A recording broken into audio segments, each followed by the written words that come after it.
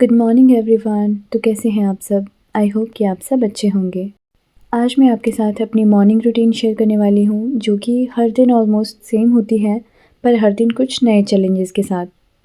सुबह उठ के सबसे पहले मैं बच्चों को दूध देती हूँ और तब तक मैं फटाफट खाना बना लेती हूँ, क्योंकि मम्मी ने भी ऑफ़िस जाना होता है और बच्चे भी शरारतें करने के लिए एकदम रेडी हो जाते हैं। खाना बनाने के साथ साथ मैं अपने लिए और मम्मी जी के लिए चाय बना लेती हूँ और साथ में देती हूँ बच्चों को कुछ ड्राई फ्रूट्स खाने के लिए। वैसे भी मॉर्निंग में ड्राई फ्रूट्स खाना बहुत हेल्दी होता है, हमारे लिए भी और बच्चों के लिए भी। जब तक बच्चे अपने ड्राई फ्रूट्स ख़त्म करते हैं तब तक मैं फटाफट चाय पी लेती हूँ। फिर होता है असली काम शुरू, जो कि क्लीनिंग का होता है।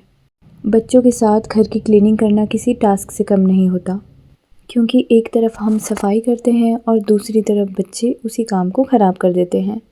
लेकिन मुझे लगता है कि सफाई करना मॉर्निंग रूटीन का एक एसेंशियल पार्ट होता है। सबसे पहले मुझे बच्चों का रूम साफ़ करना ज़रूरी लगता है, क्योंकि मुझे बच्चों को सुलाना होता है टाइम से। क्योंकि अगर बच्चे टाइम से नहीं सोते हैं तो वो मुझे लगता है कि पूरा दिन ज़्यादा तंग करते हैं।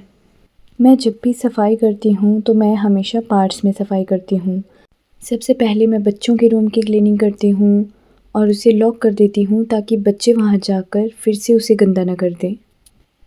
और ये है मेरे घर का दूसरा रूम, जहाँ मैं अपने आप के साथ टाइम स्पेंड करना पसंद करती हूँ। बच्चों के सोने के बाद का समय मेरे लिए बहुत इम्पॉर्टेंट होता है, क्योंकि उस टाइम मैं या तो घर के कुछ बचे काम कर लेती हूँ या फिर मैं अपना कोई पर्सनल काम कर लेती हूँ, चाहे वो पढ़ाई से रिलेटेड हो या फिर किसी काम से रिलेटेड। पर मुझे लगता है कि एज़ अ वुमन और एज़ अ मदर, हर औरत के लिए ये बहुत ज़रूरी होता है कि पूरे दिन में से वो थोड़ा टाइम अपने आप के लिए भी ज़रूर निकाले, ताकि वो अपने माइंड को थोड़ा रीसेट कर सके। और ये है मेरे घर का सबसे ज़रूरी हिस्सा, जो कि है मेरे घर का लिविंग एरिया। मैं अपने बच्चों के साथ पूरे दिन में से आधा टाइम यहीं स्पेंड करती हूँ, चाहे वो कोई एक्टिविटी करना हो बच्चों के साथ या फिर उन्हें खाना खिलाना हो। और मैंने अपने बच्चों के लिए एक प्ले हाउस भी बनाया है। कुछ टाइम पहले हमने नया फ्रिज लिया था, तो मैंने सोचा कि इससे कुछ क्रिएटिविटी की जाए, और मेरे लिए ये काफ़ी यूज़फुल भी रहा है। सफाई पूरी अच्छे से हो चुकी थी, तो अब टाइम था बच्चों को नहलाने का।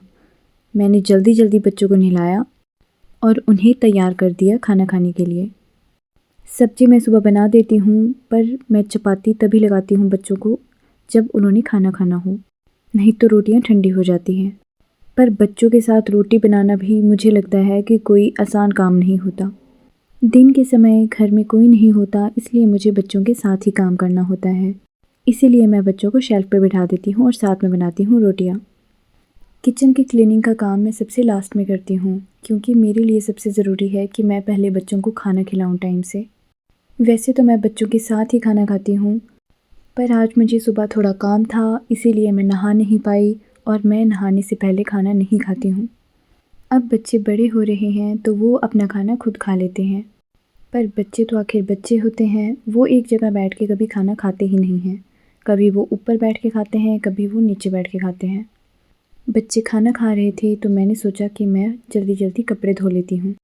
मैं हमेशा कोशिश करती हूँ कि मैं बच्चों को सुलाने से पहले अपने सारे काम ख़त्म कर लूँ, ताकि बच्चों को सुलाने के बाद मैं अपना कुछ काम कर सकूँ, चाहे वो पढ़ना हो या अपनी कोई हॉबी करना हो। बच्चे ऑलमोस्ट 12 बजे तक सो जाते हैं और मैं हमेशा कोशिश करती हूँ कि मैं उससे पहले ही सारा काम ख़त्म कर दूँ। मुझे नहीं पता कि मैं सब कुछ अच्छे से हैंडल कर पा रही हूँ या नहीं, पर मुझे लगता है कि एज़ अ वुमन और एज़ अ मदर मैं सब कुछ अच्छे से हैंडल करने की हमेशा कोशिश करती हूँ।